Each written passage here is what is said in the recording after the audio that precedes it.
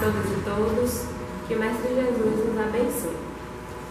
O tema escolhido para as reflexões de hoje foi Em Busca de Sentido.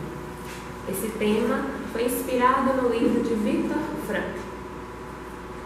Divaldo Franco, em uma de suas palestras, diz que o sentido da vida é analisar o relacionamento com o nosso ser mais profundo.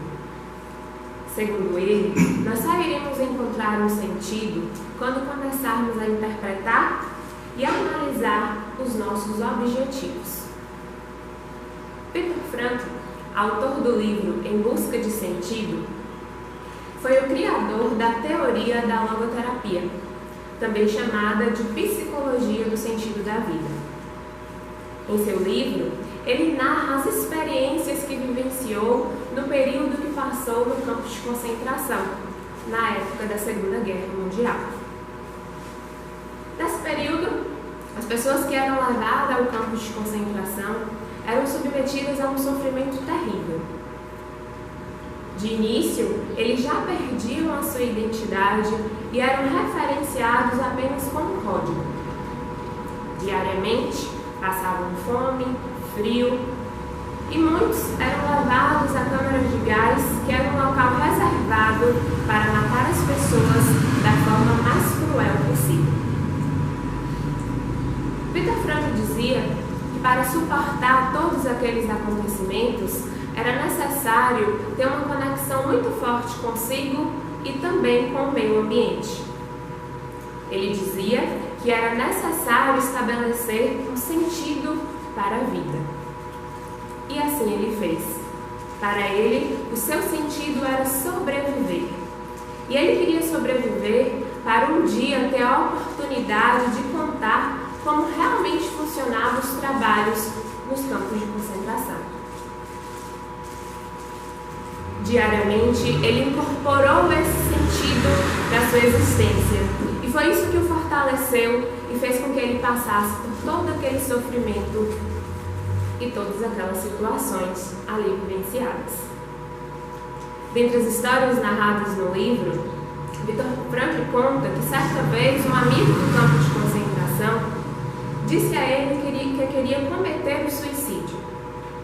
Esse amigo relatou que não encontrava mais sentido em todo aquele sofrimento. Ele não viu uma razão para estar ali, já que ele havia perdido todo mundo e a única coisa que ele tinha construído era um simples dicionário, mas que também já tinha sido destruído. Viktor Frankl, pensando em reconfortar o seu amigo e auxiliá-lo de alguma forma, disse a ele que o sentido da sua vida estava exatamente ali. Ele precisava sobreviver para conseguir construir um novo dicionário. E essas palavras, que pareciam muito óbvias e simples, fez muito sentido para o amigo naquele momento, pois ele encheu o seu coração de esperança e foi então que ele decidiu permanecer ali, vivenciando todo aquele sofrimento, mas com a certeza de que um dia ele iria conseguir realizar o seu sonho. Os prisioneiros que estavam ali no campo de concentração, eles precisavam exatamente manter um sentido ou encontrar um sentido em todo aquele sofrimento. Eles precisavam agarrar na esperança para poder conseguir realizar o propósito e ir em busca dos seus sonhos. Os fatos narrados nesse livro, eles trazem um momento muito triste da nossa história. Mas a busca pelo sentido da vida, ela acontece todos os dias e por todos nós. Quantas vezes não paramos para nos questionar sobre a nossa vida? Quantas vezes não ficamos confusos, indecisos, sem saber qual caminho seguir? Ou ainda, quantas vezes nós estamos fazendo uma atividade e nos questionamos se aquela atividade realmente faz um sentido para nós?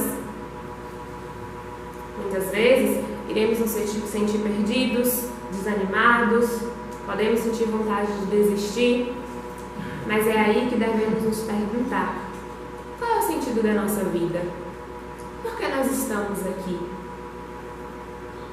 E essas respostas nós iremos encontrar quando começarmos a buscar essa conexão conosco, começarmos a refletir sobre o que realmente importa na nossa existência. E apesar de não ser uma tarefa fácil, podemos diariamente começar a incorporar esses questionamentos. Por que estou aqui? Por que eu gosto disso? Por que isso realmente é importante para mim? A doutrina espírita diz que o verdadeiro sentido da vida é a evolução do espírito. O Evangelho segundo o Espiritismo, no seu capítulo 2, diz que devemos acreditar na busca pelo nosso futuro, porque esse é o nosso caminho. E por isso que nós devemos nos dedicar nas nossas atividades diárias, dedicar com muita atenção, com muito cuidado em todas as atividades que nós realizamos, pois é a partir daí que nós teremos a certeza que estamos aqui para aprender, evoluir e também colher os nossos frutos. O espírito, ele irá alcançar o seu estado de evolução, irá alcançar o seu estado mais puro a partir do momento em que ele conseguir exercer a sua missão, mas também passar por expiações. Quando acreditamos na vida futura, de alguma forma nós vamos acreditar em uma força maior e a partir daí passamos a entender que o nosso sentido é muito além do que uma conquista material. É preciso buscar a nossa evolução moral. É preciso buscar essa conexão com a nossa essência.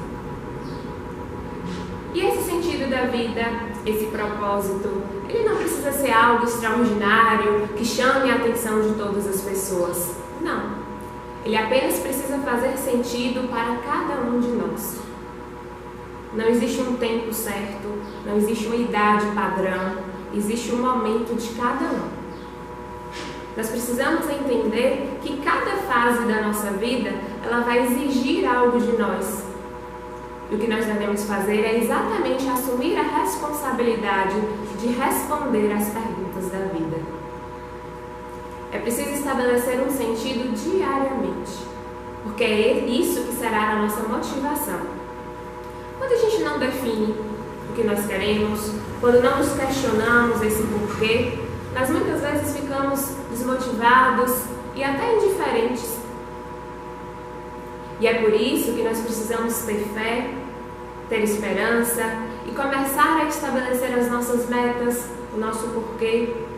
Porque quando temos isso bem definido, nos fortalecemos e conseguimos vivenciar e passar pelas situações do dia a dia. Mas como encontrar esse sentido? Como nos conectarmos com esse sentido existencial?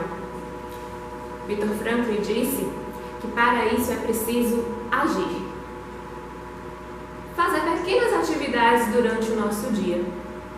Só que muitas vezes nós vamos nos sentir desmotivados. Ainda assim, precisamos agir. Agir de alguma forma. Buscar atividades que façam sentido e que tenham relação com os nossos valores. Ele também diz que é preciso fazer algo pensando na sociedade. E aqui podemos incluir os ensinamentos de Jesus, exercer a caridade e também o amor. Além disso, ele coloca também que precisamos experimentar algo novo, acreditar mais em nós, confiar no nosso potencial e arriscar. Também iremos encontrar o sentido diante da maneira que lidamos com o nosso sofrimento e do que aprendemos em cada situação. Todos nós temos o poder de escolher, temos o controle da nossa vida. Nós podemos escolher ficar parados e acomodados, deixando a vida levar, ou podemos escolher agir e ir em busca do nosso sentido. Porque, no fundo, nós não temos que ficar ali esperando da vida. É a vida que espera de nós posturas diferentes. E então, para concluirmos a reflexão sobre esse tema, iremos assistir a um vídeo com a música Quem Souber, de Flávio Venceslau. Desde já, agradeço a atenção de vocês e desejo que possamos a cada dia ter esperança e persistir naquilo que faz sentido para a nossa existência. Tenham todos um bom dia.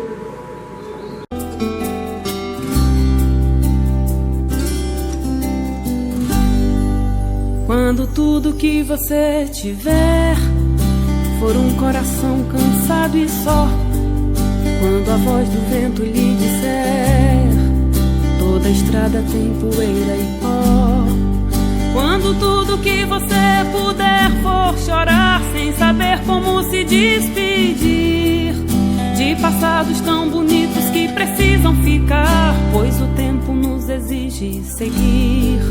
Quando o frio lhe couber nas mãos e calar for o que convier, quando não mais importa ter razão e a verdade é só de quem souber, persista na semente que ainda não floriu, não deixe de amar só porque ninguém viu. Reverencia tudo que te machucou, verás que a luz do dia sempre te abraçou.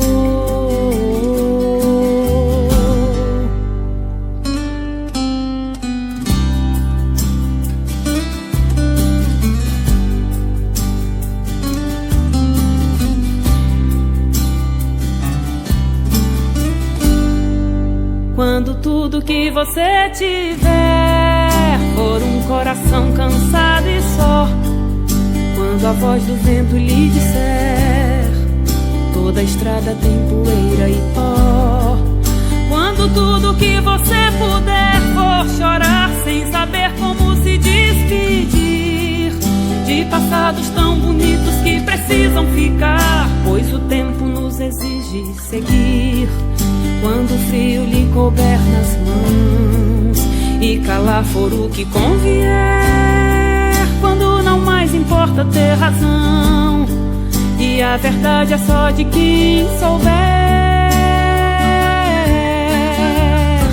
persista na semente que ainda não floriu, não deixe de amar só porque ninguém viu. Reverencia tudo que te machucou, verás que a luz do dia sempre te esperou.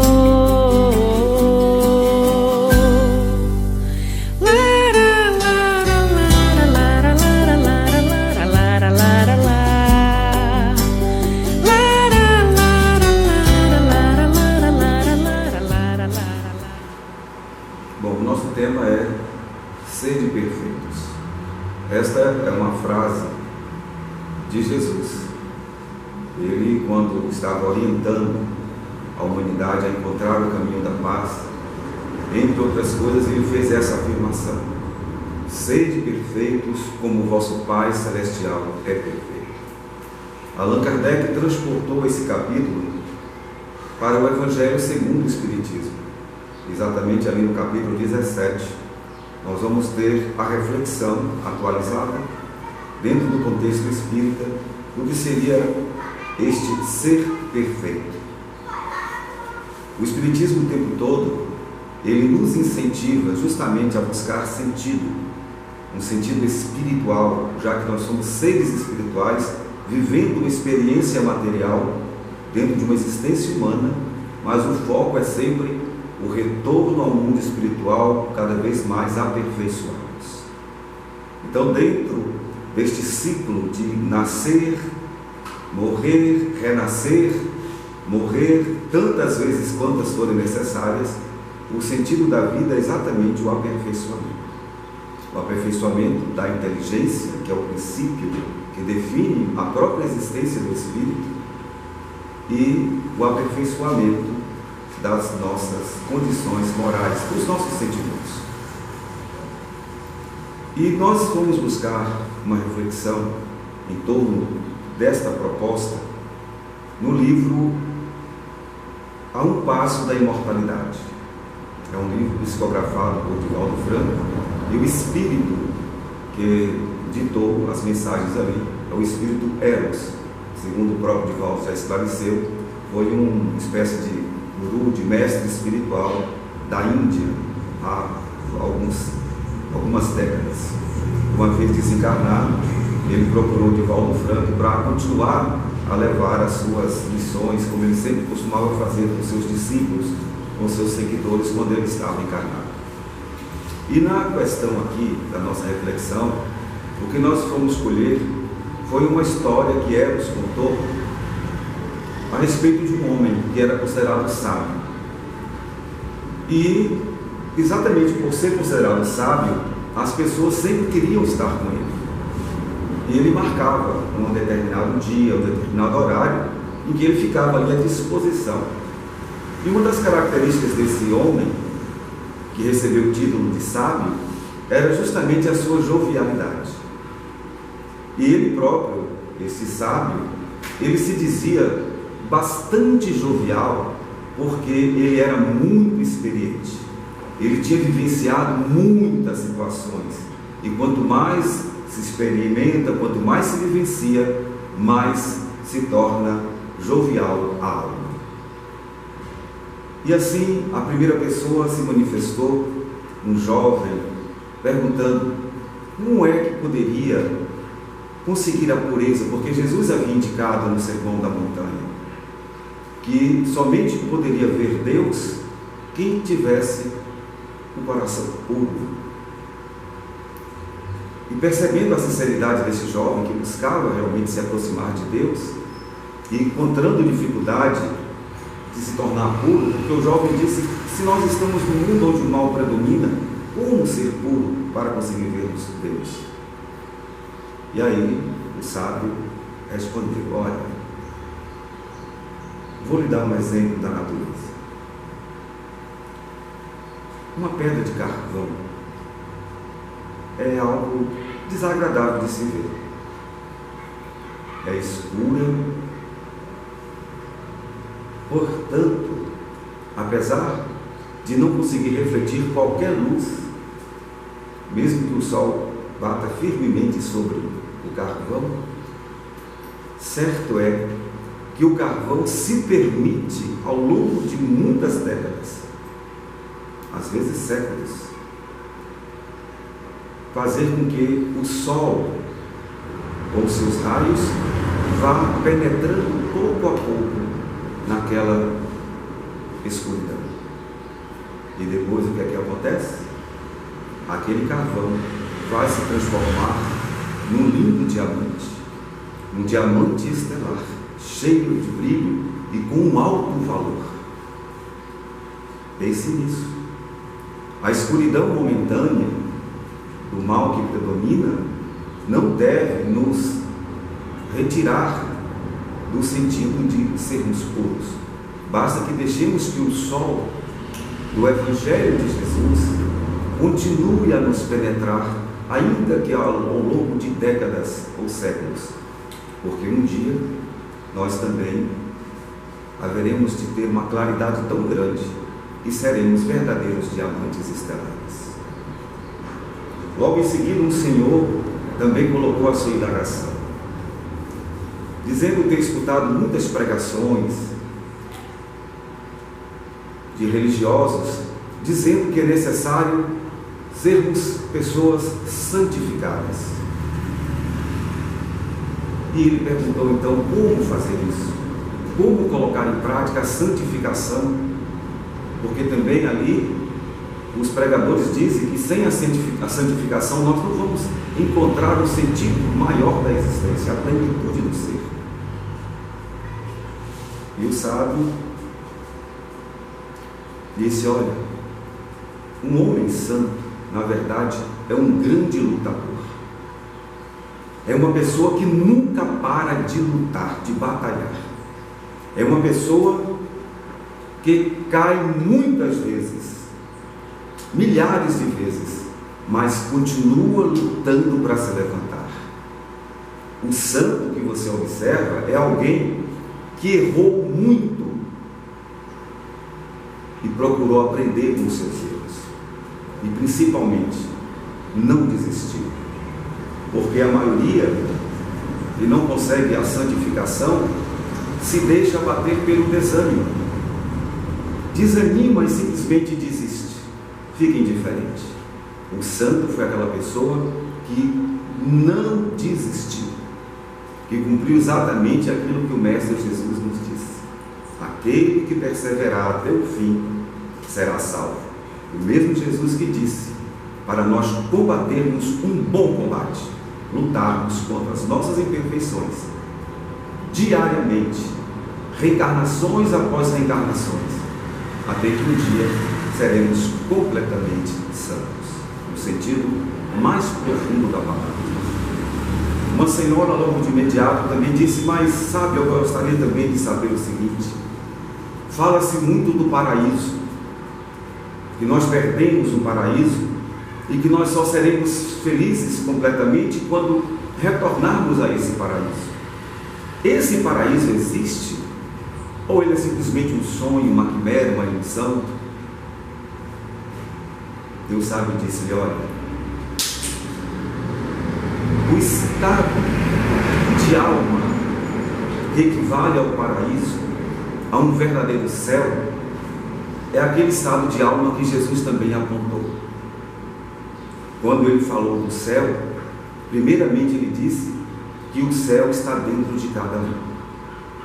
E nós poderemos sentir esse paraíso dentro de nós quando a nossa consciência onde ali está registrada todas as leis divinas, quando a consciência está em paz, quando a consciência está tranquila, quando a consciência está serena, justa, porque cumpriu com todos os seus deveres em relação às leis divinas, aplicando plenamente a lei de justiça, de amor e caridade. Esta consciência iluminada é que é o próprio paraíso. E o pensamento que nos leva a qualquer lugar do universo, por sintonia natural, com uma consciência em paz, vai se encontrar no universo com outros tantos seres que estão também plenamente harmonizados com as leis divinas, os chamados espíritos puros. Esses formam a morada celestial, onde ali não há doença, onde ali não há morte, onde ali não há sofrimento, não há violência, não há vingança. Todas as inferioridades foram vencidas, onde apenas o amor reina soberano. É esse o paraíso que se pode conquistar. E para concluir, uma pessoa um tanto irritada, magoada, um senhor também, ele disse: mestre, eu não consigo entender como é que Deus pode ser justo se a gente vê tantas pessoas más prosperarem, gozarem, usufruírem de todos os prazeres, enquanto pessoas boas sofrem o tempo todo, inclusive vítimas dessas pessoas más. Isso me revolta, eu não compreendo. E o mestre, o sábio, o guru, mais uma vez interferiu e disse: olha, meu filho, essa pessoa boa que você está falando é alguém que cometeu muitos crimes e se arrependeu, e agora resolveu fazer o bem. Então ele está tomado por um sentimento de mudança, de regeneração tão forte, ao perceber a maldade praticada, e agora ele foge de tudo aquilo que seja mal e se lança sofregamente para a prática do bem. Porém, existe a lei de causa e efeito. Ele está colhendo o que plantou. Então o homem bom de hoje é o criminoso arrependido.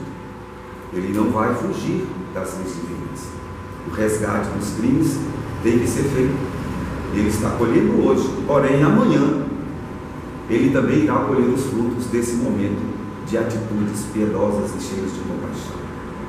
Enquanto que aquele que está praticando o mal e usufruindo da maldade, também vai chegar o momento dele no futuro em que ele vai colher, ele vai sofrer os efeitos do mal que praticou. Lembrando sempre que o tempo não passa por nós. Nós é que passamos pelo tempo.